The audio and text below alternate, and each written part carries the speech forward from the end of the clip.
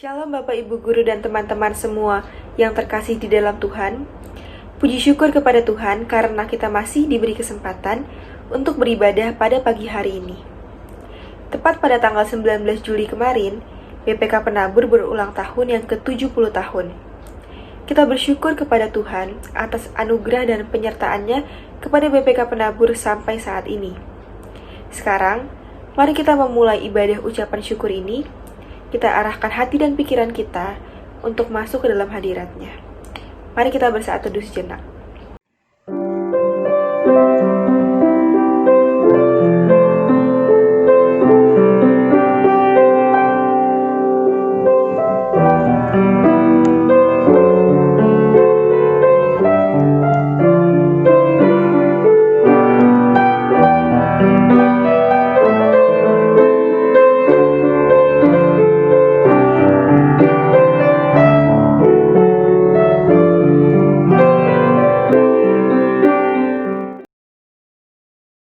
Ibadah ucapan syukur hari ulang tahun BPK Penabur ini terjadi dengan satu keyakinan bahwa pertolongan kita adalah di dalam nama Tuhan yang telah menjadikan langit dan bumi.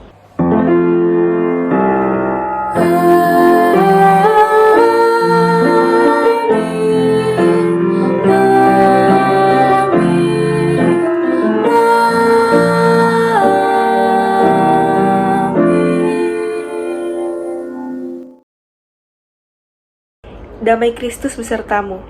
Juga besertamu. Bapak, Ibu, Guru, dan teman-teman semua, mari kita memuji Tuhan. Kita angkat satu lagu pujian dari KJ 292 dengan judul Tabuh Gendang. Tabuh gendang sambil menari, nyanyikan lagu yang merdu, bunyikanlah gambus kecapi, mari memuji Allah-Mu. Karya besar yang agung benar telah dilakukannya terhadap umat-Nya Israel-Mu. Atas berkat-Nya Ia gembira bermasmur, ikut serta kita percaya dan kepada-Nya bersyukur. Tuhanlah baik, kasih-Nya ajaib, kekal selamanya, terpuji nama-Nya. Bapak, Ibu, Guru, dan teman-teman semua, sebentar kita akan mendengarkan firman Tuhan. Mari kita siapkan hati kita untuk mendengarkan pemberitaan firman Tuhan. Saudara-saudara sekalian, mari kita bersatu di dalam doa sebelum kita membaca, merenungkan firman Tuhan. Kita berdoa. Tuhan Yesus, kami mengucap syukur saat kami boleh melihat ada begitu banyak karya-Mu yang boleh terjadi di dalam kehidupan kami. Teristimewa di dalam rangkaian 7 dasawarsa BPK Penabur yang Tuhan berkati dengan segala kelimpahan. Kami mau mendengarkan pesan firman Tuhan, supaya rasa syukur kami boleh terus diperlengkapi oleh karena firman-Mu ditaburkan di dalam setiap hati kami, yang tentunya bisa bertumbuh dan berbuah di dalam keseharian. Beri kami hikmat Tuhan, supaya firman-Mu boleh memberikan kekuatan dan panduan. Di dalam nama Tuhan Yesus Kristus kami berdoa. Amin. Saudara-saudara sekalian, hari ini kita mau mendengarkan firman Tuhan dari Matius pasal 13. Matius pasal 13 ayat 24 sampai 30. Nanti akan dilanjutkan di ayat 36 sampai dengan 43. Jadi saudara yang memegang Alkitab di hadapan masing-masing, mari kita membuka bersama-sama dalam Matius pasal 13 ayat 24 sampai 30, nanti dilanjutkan ayat 36 sampai 43. Saya akan bacakan ya untuk kita semua. Yesus membentangkan suatu perumpamaan lain lagi kepada mereka, katanya, hal kerajaan surga itu seumpama orang yang menaburkan benih yang baik di ladangnya. Tetapi pada waktu semua orang tidur, datanglah musuhnya menaburkan benih lalang di antara gandum itu. lalu pergi. Ketika gandum itu tumbuh dan mulai berbulir, nampak juga lalang itu. Maka datanglah hamba-hamba Tuan ladang itu kepadanya dan berkata, "Tuan, bukankah benih baik yang Tuan taburkan di ladang Tuan? Dari manakah lalang itu?"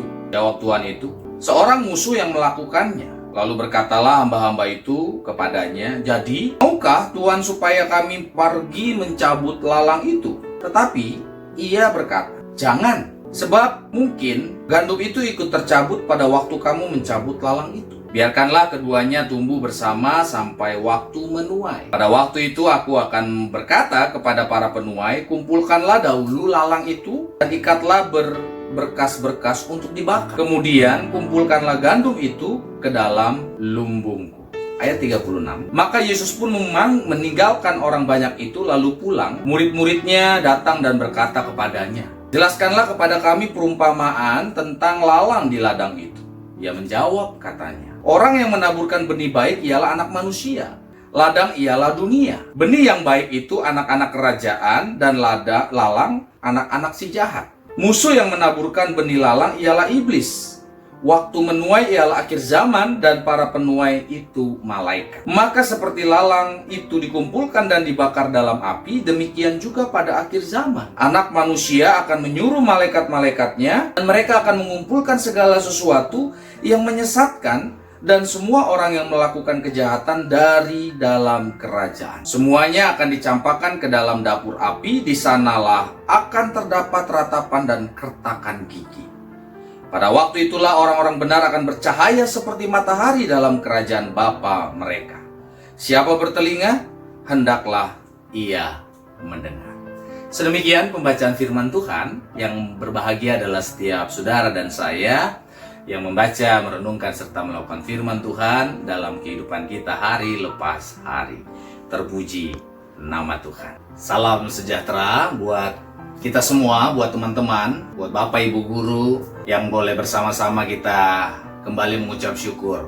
Perjalanan 7 dasawarsa BPK Penabur, 70 tahun, bukan waktu yang singkat tapi begitu banyak pergumulan yang terjadi dan Tuhan tetap berkati. Sekolah kita boleh tetap menjadi kemuliaannya melalui berbagai karya dalam dunia pendidikan. Nah, oleh karena itu hari ini di dalam rangkaian syukur ulang tahun itu kita dikuatkan dengan sebuah tema berani berubah, semakin peduli dan berbagi. Nah, teman-teman sekalian, apa yang saya mau coba untuk bagikan untuk kita semua. Coba kita mau perhatikan tentang kondisi yang ada di sekitaran kita. Ada begitu banyak orang-orang yang terkulai dengan berbagai persoalan yang mereka hadapi. Ada begitu banyak orang-orang yang merasakan kesedihan dengan berbagai alasan yang mereka punya. Bayangkan aja, kalau kamu sendiri di dalam rasa kesedihan, entah apapun alasannya ya, entah karena kamu gak punya duit, karena kamu mungkin lagi di PHP-in orang, atau kamu mungkin habis diputusin. Itu situasi yang memang tidak menyenangkan. Ketika kamu dapat nilai jelek, ketika apa yang menjadi impian kamu tidak tercapai, merasakan ada sesuatu yang hilang dari hidup kita. Itu terjadi bisa dari gairah kita, semangat kita, yang cuma ada mungkin ngurung diri dan sebagainya. Dan mungkin ketika ada orang-orang di sekitaran kita, mungkin kita merasa bahwa mereka nggak ada. Karena kita sedang merasakan dan terlalu fokus dengan persoalan itu. Oleh karena itu, mungkin teman-teman bisa melihat, kalau lewat gambar ini, wajah orang, mana yang kamu suka? Mana wajah yang menurut kamu adalah kamu happy gitu ya kalau melihat wajah kayak begini? Kayak begini? Atau begini? Dan mungkin pasti setiap kita pasti akan menjawab bahwa saya itu senang kalau melihat orang itu bisa tersenyum. Saya merasakan kebahagiaan aura yang luar biasa. Tetapi memang tidak semua orang bisa menunjukkan bagaimana senyuman itu bisa memberikan dampak buat sekelilingnya, ya. Makanya kita selalu bilang, kalau misalnya kamu lagi habis putus pacar gitu kan ya, diputusin pacar atau pisahlah ya sama siapa yang kamu cintai itu, terus teman kamu ada yang bilang, aduh kamu jangan nangis terus ya, kamu sedih terus, nikmatilah masa mudamu. Terus kita pasti bilangnya apa? Yang ngerti itu aku, bukan kamu nggak ngerasain gitu ya. Jadi teman-teman, ya ada pembelaan diri kita, tetapi percayalah bahwa ketika dunia ini diisi dengan cinta kasih, yaitu kepedulian, dan bisa berbagi, dunia ini begitu indah.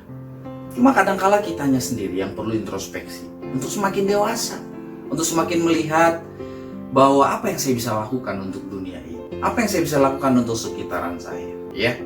Nah, Pak Pendeta mencoba untuk memberikan sebuah gambaran bagaimana bahwa ketika kita bisa berbagi, menunjukkan kepedulian, kita nggak pernah rugi. Kita saja yang mengatakan bahwa saya rugi, ada sesuatu yang hilang dari saya. Contohnya begini, ada seorang raja, dia punya 3 anak, oke? Dia punya 3 anak, dan kemudian raja ini udah sakit-sakitan sih.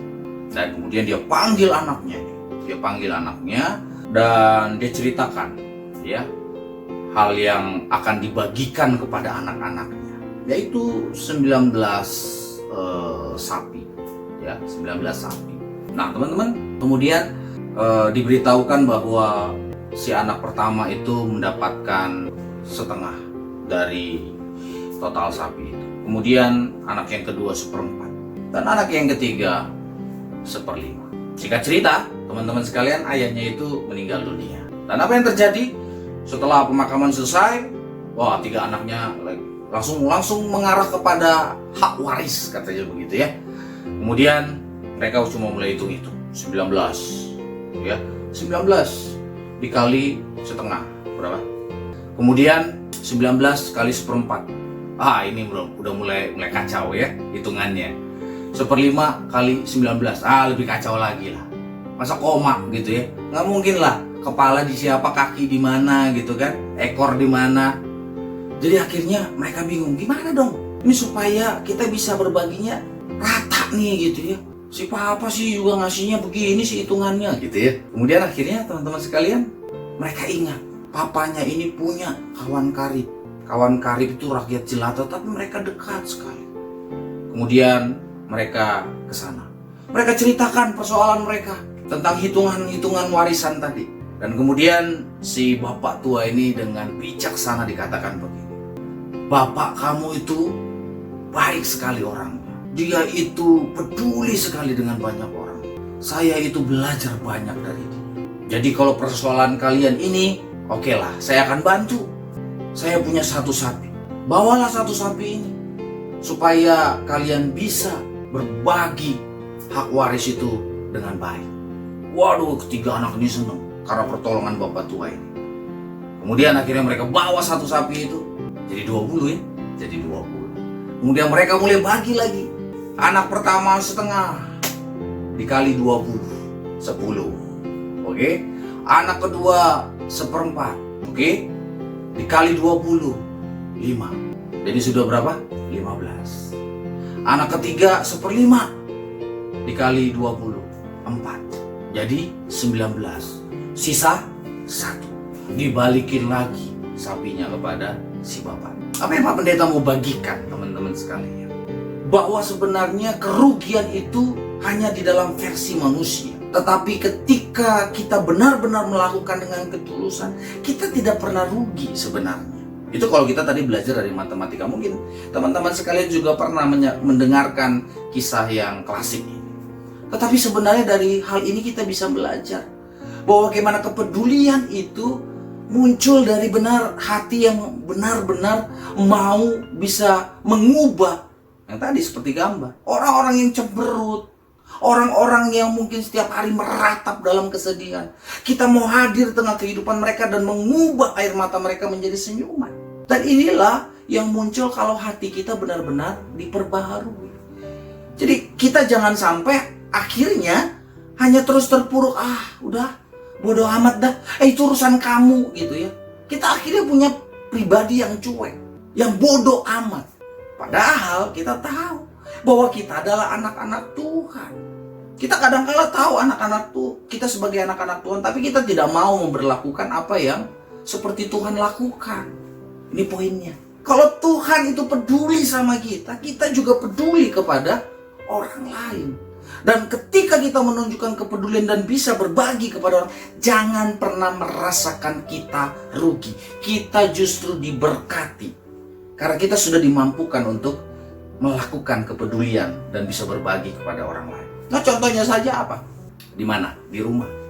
Oke? Kalau kamu di rumah, yang terjadi apa? Kamu bisa menunjukkan kepedulian atau tidak? Oke, ketika misalnya kamu lihat orang tua kamu lagi sakit, ya sekarang kondisinya ngapain nih? Kamu cuma diemin, atau kamu cuma kasih tahu, cuma sakit gitu doang sih mah, yang ngeluhnya, cuma capek gitu doang sih pak. Mungkin respon kita seperti itu. Kita cepat untuk mengungkapkan, tapi kita nggak tahu apa yang ada di balik itu semua. Sehingga akhirnya kepedulian itu ketidakpedulian itu akhirnya terlatih kan? Terlatih akhirnya menjadikan sebuah sikap perilaku untuk diri kita sendiri kepada orang lain.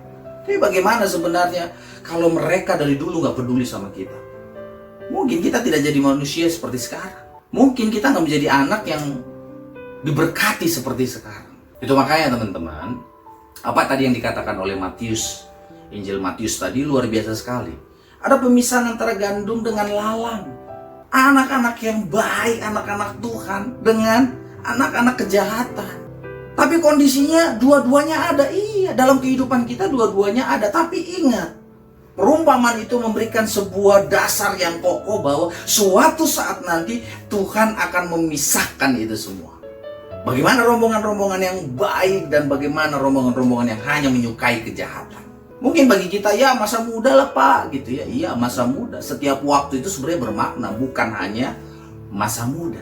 Karena setiap fase masa kehidupan manusia itu kan punya arti, punya makna ya. Waktu kamu kecil kamu lucu. Kalau kamu udah gede, waduh ya. Kamu ngeselin kata orang tua begitu. Karena apa? Perubahan. Proses perubahan yang luar biasa. Yang dulunya dicium sama papanya sama mamanya, seneng banget dipeluk. Kalau sekarang udah anti dah, ya udah nggak mau, udah no gitu ya, gengsi dan sebagainya. Tapi inilah fase demi fase yang harus dilewati, karena setiap masa itu adalah masa yang indah, masa dimana setiap kita bisa melihat bagaimana pertumbuhan dan perkembangan diri kita. Makanya gandum dan lalang tetap tumbuh bersama-sama, tapi ada waktunya di mana Tuhan dengan tegas mengatakan kamu di sini dan kamu di sini. Untuk apa? Untuk bisa membedakan, untuk bisa menunjukkan mana orang-orang yang benar-benar mempergunakan waktu itu dengan baik dan mana orang-orang yang hanya menyiakan, bahkan menunjukkan dia orang-orang yang cuek, yang masa bodoh dengan orang-orang di sekeliling. Dan itu menyedihkan teman-teman. Atau ketika kamu mengatakan bahwa kamu ingin menjadi orang yang sangat berguna bagi orang lain. Ingat, ketika kamu berbagi jangan pernah hitung. Jangan pernah lihat apa yang akan kamu dapat. No. Tuhan sudah berikan berkat buat kamu. Itu berarti itu juga ada bagian orang lain yang Tuhan juga mau sampaikan lewat kamu. Contohnya apa? Contohnya begini. Kalau misalnya ada orang ya yang minta tolong sama kamu. Ya. Dan kemudian kamu tuh lagi punya uang, misalnya dapat dari papa gitu ya, atau dari mama, dapat nih 500.000. Kamu udah mulai berpikir, wah 500.000 udah enak nih gitu ya, beli ini dan sebagainya. Dan kemudian ketika kamu lagi nongkrong gitu ya, kongko katanya istilahnya anak muda sekarang, ngopi gitu ya, tiba-tiba ada teman kamu datang. Hei katanya gitu, dari mana aja kamu katanya gitu kan, duduk, dia mukanya sedih.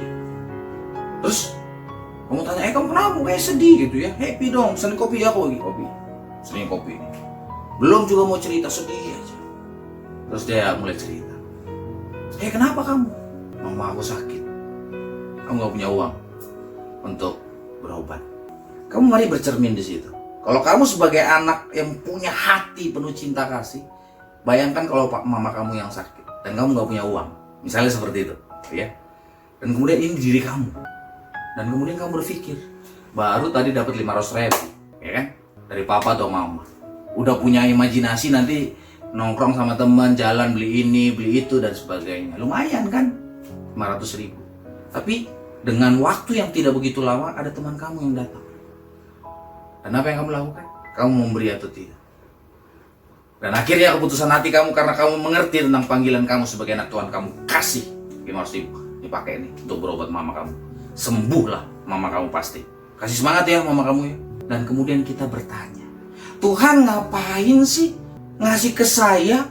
Emang gak bisa Tuhan langsung ngasih ke dia? Gitu kan ya.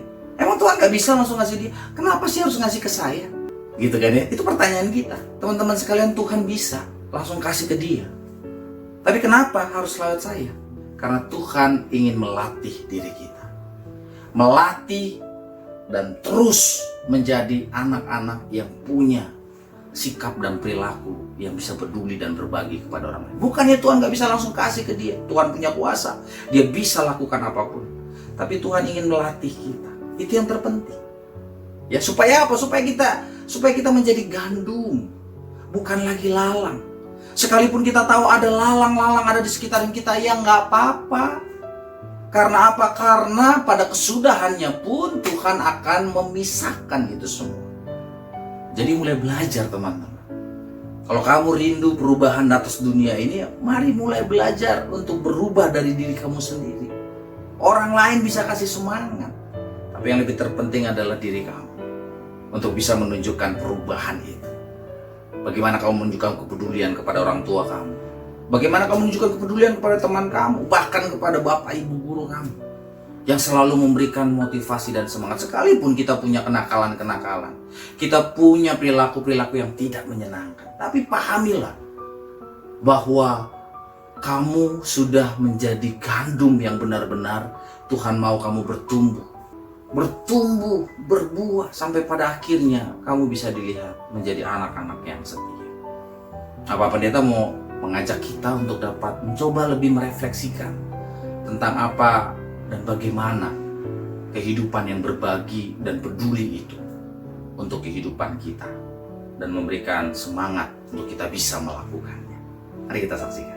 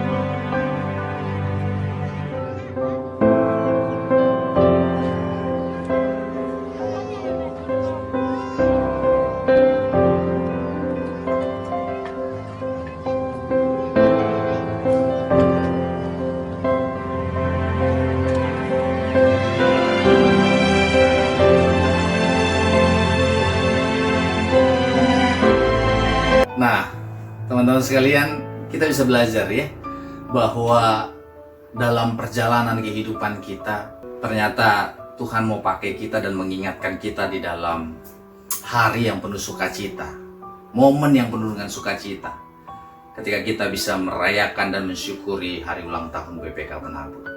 Untuk kita menunjukkan kepedulian, baik secara personal, baik juga di tengah keluarga, ataupun juga kita sebagai lembaga pendidikan.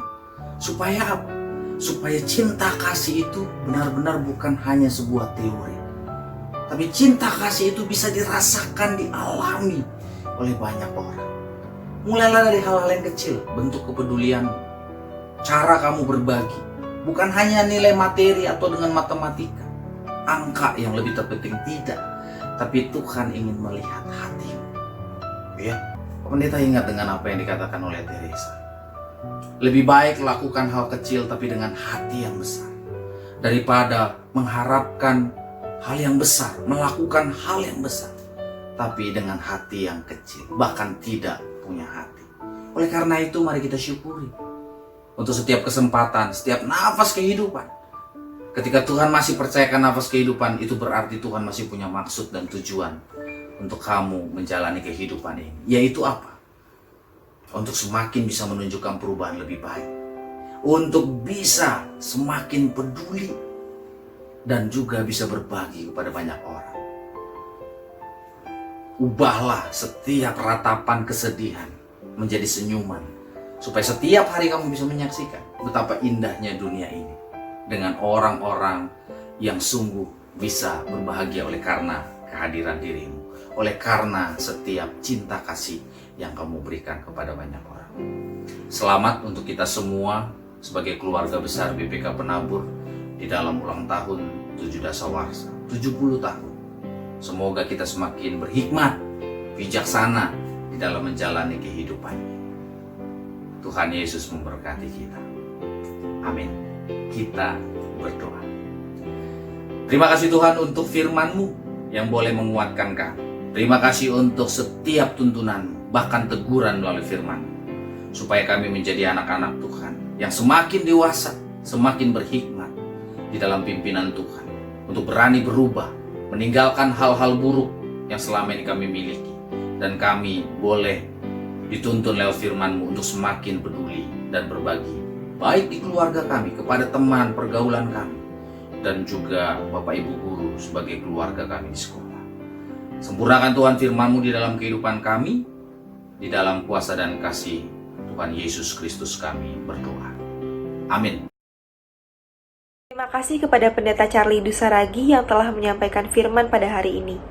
Kiranya pelayanan Bapak dapat dipakai Tuhan lebih lagi, dan biarlah firman pada hari ini dapat menjadi berkat bagi setiap kita yang mendengarnya. Untuk merespon firman pada hari ini, mari kita angkat satu lagu pujian dari KJ 424 yang berjudul Yesus Menginginkan Daku.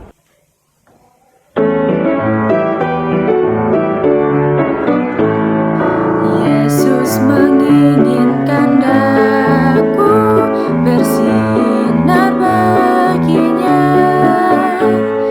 dimanapun ku berada, ku menyenangkannya.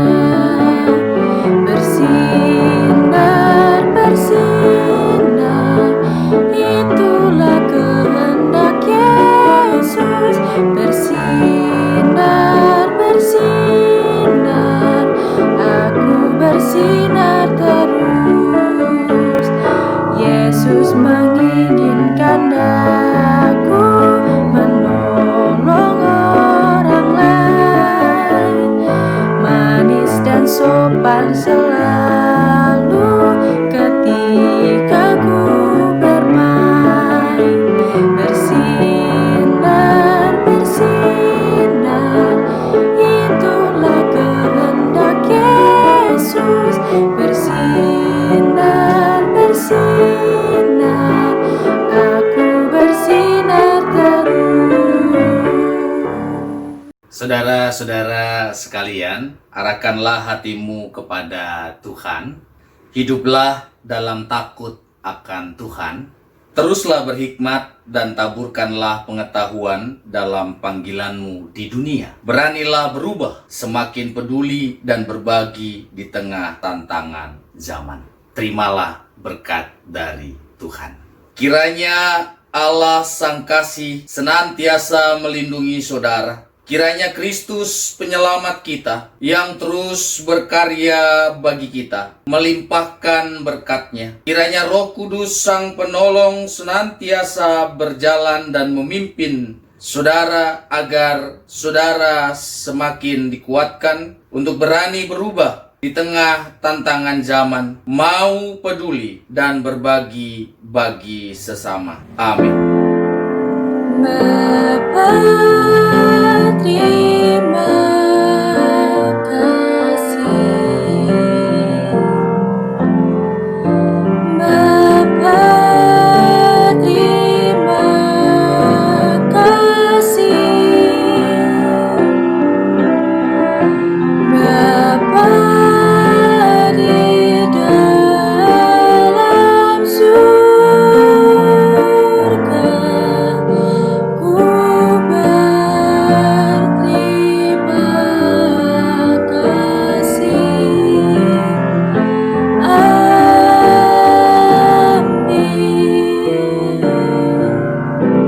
ibadah kita pada hari ini telah selesai. Terima kasih kepada setiap pelayan Tuhan yang telah melayani dan mempersiapkan ibadah ini dengan baik. Terima kasih juga kepada Bapak Ibu Guru dan teman-teman semua yang telah mengikuti ibadah ini dari awal hingga akhir. Tuhan Yesus memberkati.